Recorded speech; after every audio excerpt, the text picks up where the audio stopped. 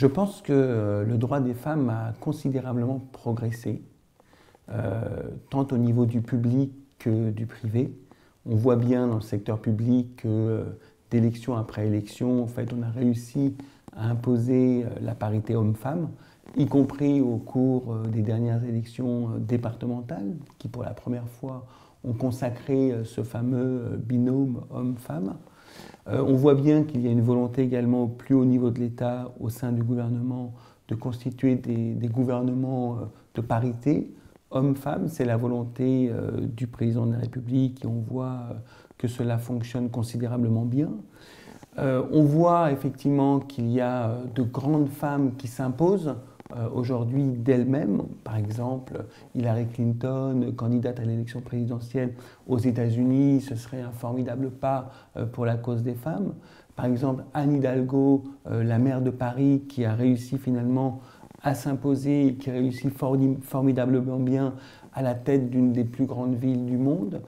Et puis il y a aussi les progrès dans le privé, puisque une loi en 2011 impose dans les conseils d'administration la parité homme-femme, et on voit bien effectivement que les choses fonctionnent très très bien lorsqu'on donne l'occasion aux femmes effectivement de s'installer et d'installer leur professionnalisme.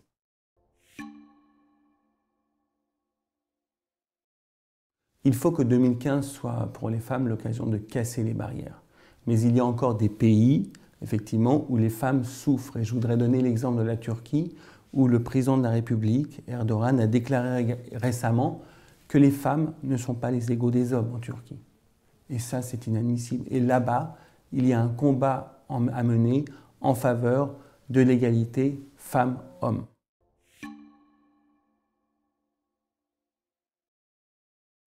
Elles sont très présentes dans le secteur de l'éducation, vraiment peut-être même plus qu'ailleurs.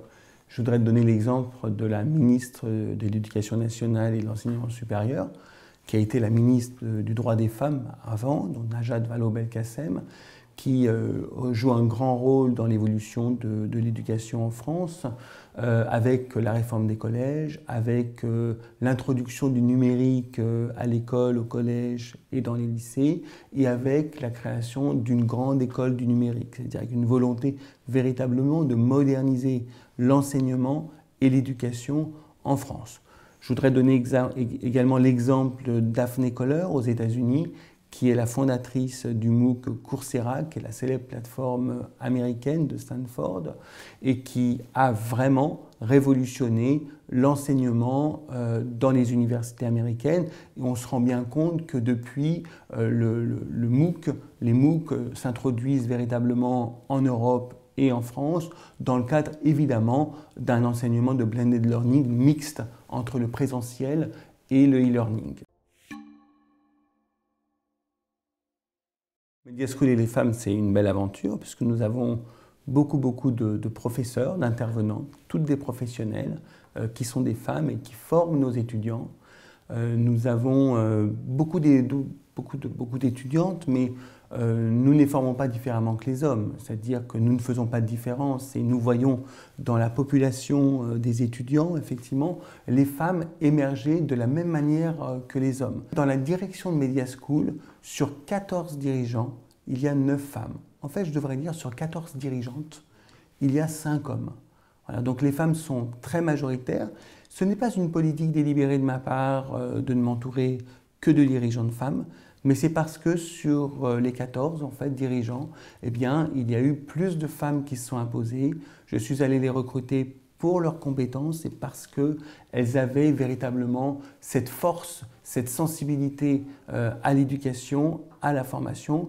Et je n'ai pas voulu faire de différence au niveau du recrutement. J'aurais pu recruter plus d'hommes que de femmes, mais là, il se trouve que j'ai rencontré plus de femmes compétentes, attachées à ce qu'elles faisaient, passionnées, inspirées et inspirantes.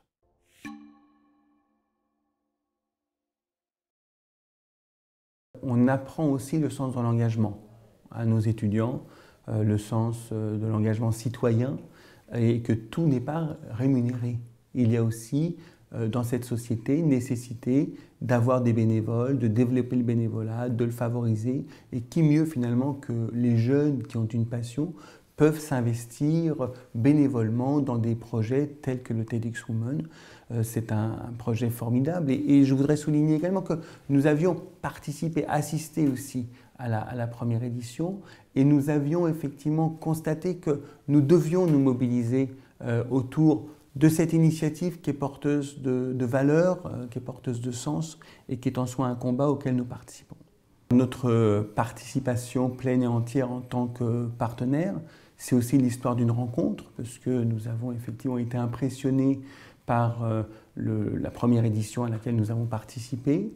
Nous avons été également impressionnés par la rencontre avec Béatrice Duboisset, avec son énergie, les valeurs qu'elle véhicule, et nous nous sommes dit qu'effectivement nous devions nous engager autour de ce projet qui est un beau projet, et puis mobiliser toutes nos écoles, tous nos directeurs qui eux-mêmes ont adhéré, je devrais dire toutes nos directrices, puisqu'elles sont majoritaires, qui ont véritablement adhéré à ce projet. Et moi, j'aime bien demander l'avis de mes équipes avant de m'engager dans un partenariat.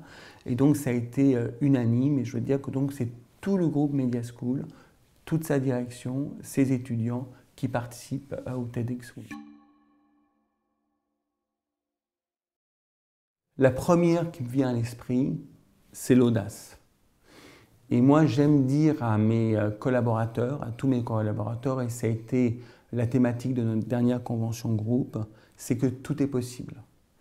Tout est possible à partir du moment où on le décide, on s'en donne les moyens et on est d'accord tous ensemble pour se mobiliser autour de l'exploit.